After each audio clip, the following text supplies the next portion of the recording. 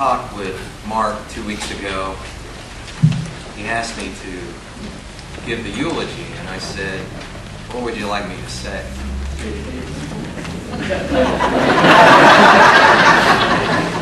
He said, "Whatever you want." I said, "I've been waiting a long time for this." And then he said, "You can tell the funny stuff. I've got other people to tell the serious stuff." So here we go.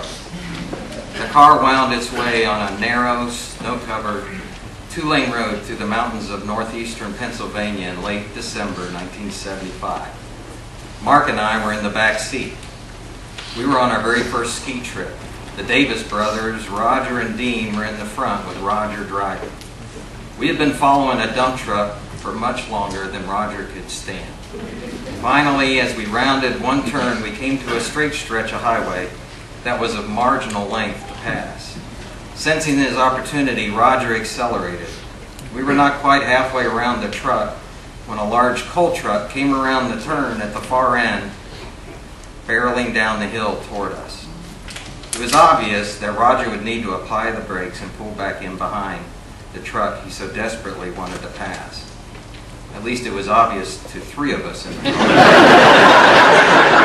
However, Roger had other ideas. After a momentary hesitation, Roger decided it was a now or never moment, so he pressed the gas pedal to the floor. Now, if we'd have been in a race car on dry pavement, I would have had all the confidence in the world we would beat that oncoming coal truck. But we were in Roger's mother's sedan, a breed of vehicle not known for its quick acceleration. And the wheels began to spin as they strained to find traction in the snow and ice. Time seemed to slow down. As we inched ahead, I thought I could make out the face of the driver in the oncoming. At the last possible second, Roger swerved back over onto our side of the road.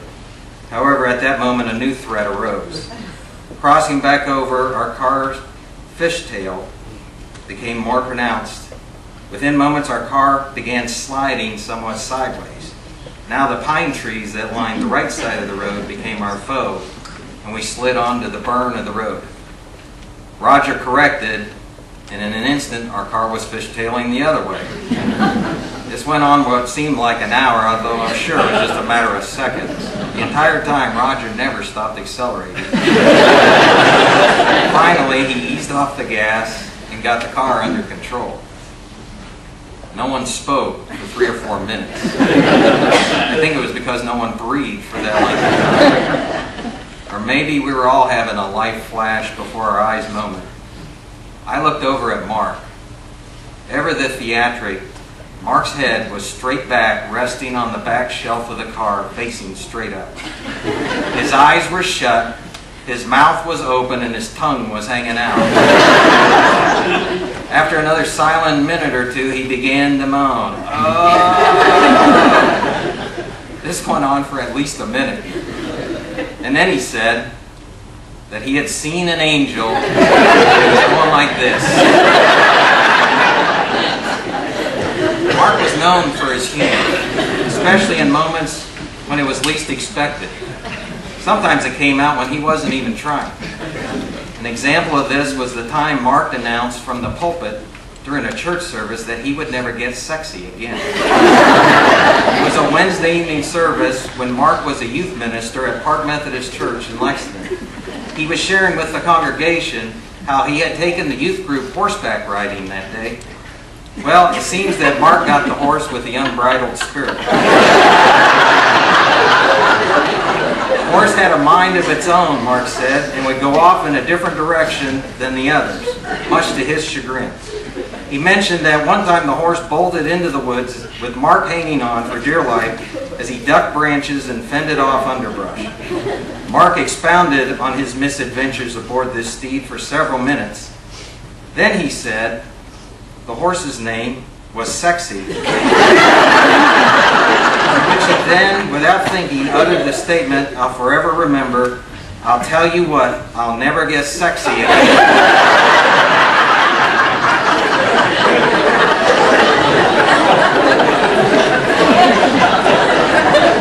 The words were no more off his lips when his eyes widened and he froze. You see, he had not been a youth minister that long at the church, and he was still trying to favorably impress the power brokers. The congregation burst into laughter. Mark began stumbling through an apology as his face turned red. It was one of the few times I ever remember him being embarrassed in front of a group of people and not knowing what to say. Stories abound about Mark. Believe it or not, I had to eliminate a lot of them in the interest of time. Stories of how he kept spare car tires in his church office, or how I would tell him the security people at the airport would not let him on the plane because he looked so much like Saddam Hussein. He had a face that launched a multitude of nationalities. Mark's face could pass for both Jewish and Arab, Italian and German, Eskimo and Indian, Hispanic or Russian. It's pretty amazing when you think about it. But I will tell you of how he would set an alarm clock to ring at 3 a.m. and then place it in the heating duct of a roommate's bedroom. Rob never could figure out where the alarm was. Or the time we were passing out toys to inner city kids in Gary, Indiana. Mark made the mistake of granting the wishes of one little boy who didn't like the toy he received and handed it back requesting a different one. Mark obliged. When the other kids learned of this, the scene soon resembled the trading floor of the New York Stock Exchange. With kids surrounding Mark, holding up their toy and shouting for a different one. With dozens of kids clamoring around him, Mark looked over at me and rolled his eyes. Mark's humor was like no other. He often told me I was a thorn in his side. The truth be told, he was a thorn in mine. When he came for visits, he would often start blowing the horn on his car down the street just to make a scene in front of the neighbors. And he would pinch me on the back of the leg walking up steps behind me. To this day, I have a phobia about having someone follow me. When he and the family came for balloon festivals, he coached his kids to remark how certain funny-looking hot air balloons resembled me. I often received phone calls from people with foreign accents telling me I had won a large sum of money from some organization I had never heard of. I also think I was the youngest person ever to receive an application for AARP, courtesy of Mark. And birthday cards were always so thoughtful and sentimental, like the one he sent me recently. Birthdays are like boogers, it said. The more you have, the harder it is to breathe.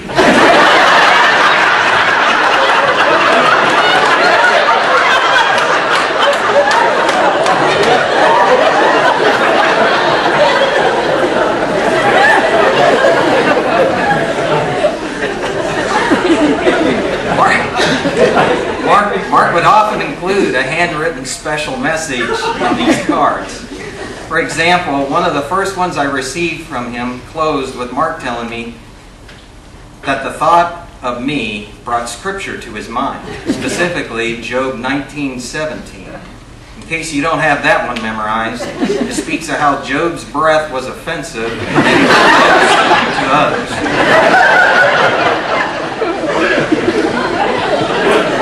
Annoying? Yeah. Do I miss it already? You bet.